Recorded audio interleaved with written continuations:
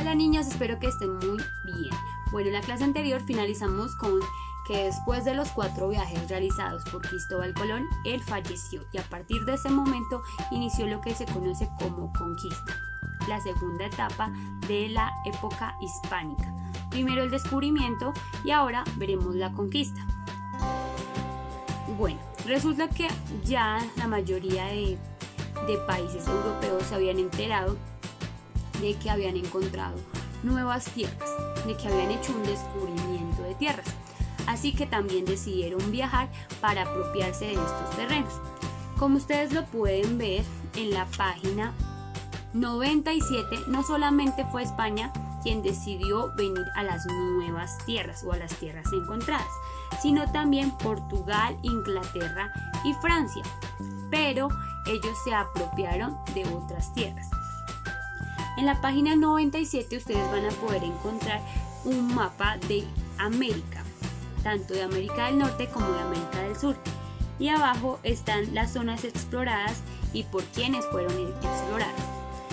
Entonces, a continuación les voy a contar cómo fue la conquista de los españoles a Perú, México y Colombia. Bueno, uno de los primeros lugares que exploraron los españoles fue las costas de México, donde a cargo de Hernán Cortés iban diferentes hombres.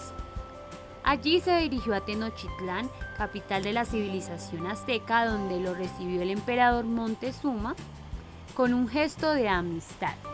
Sin embargo, los españoles los atacaron y el ejército azteca resistió valientemente. Pero hubo un nuevo ataque. El emperador Moctezuma resultó muerto y ante la reacción del pueblo azteca, los conquistadores españoles tuvieron que huir porque ya quedaban muy poquitos vivos. Este evento se conoce como la Noche Triste, cuando murió Moctezuma. Y el ejército español, comandado por Hernán Cortés, volvió a formarse y volvió a atacar, y en 1521 regresó a Tenochtitlán con un ejército nuevo y prometió someter finalmente a los aztecas, y así fue, y así conquistaron México.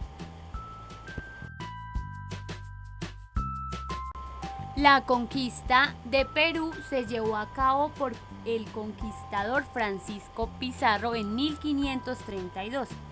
Antes, los hermanos Huáscar y Atahualpa habían combatido entre sí por la sucesión del trono del imperio. La guerra terminó cuando Atahualpa mató a su hermano y obtuvo el control total del imperio.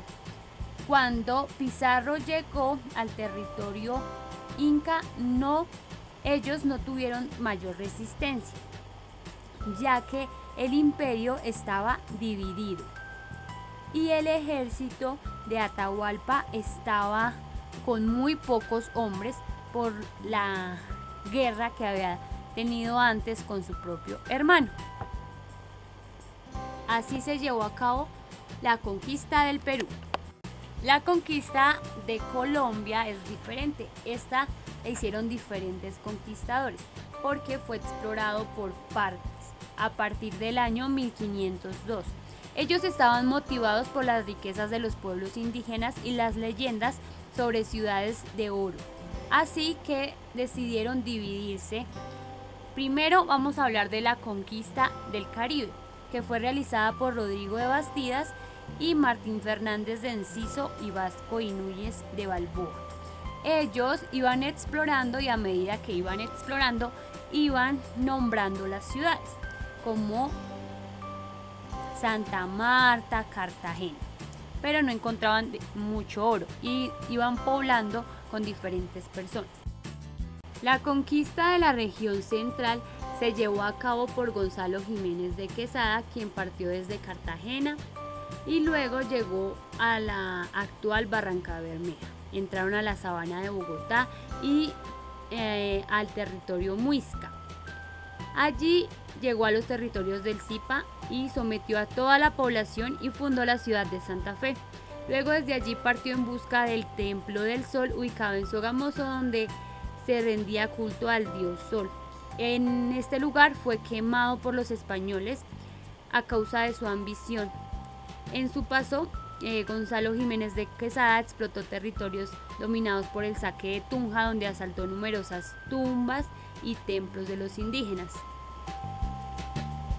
Y así fue la conquista de la parte central de la parte sur de nuestro país. Estuvo a cargo de Sebastián de Belalcázar, Jorge Robledo, quienes a su paso iban fundando poblaciones como Cali, Popayán, Pasto, Cartago, Santa Fe de Antioquia.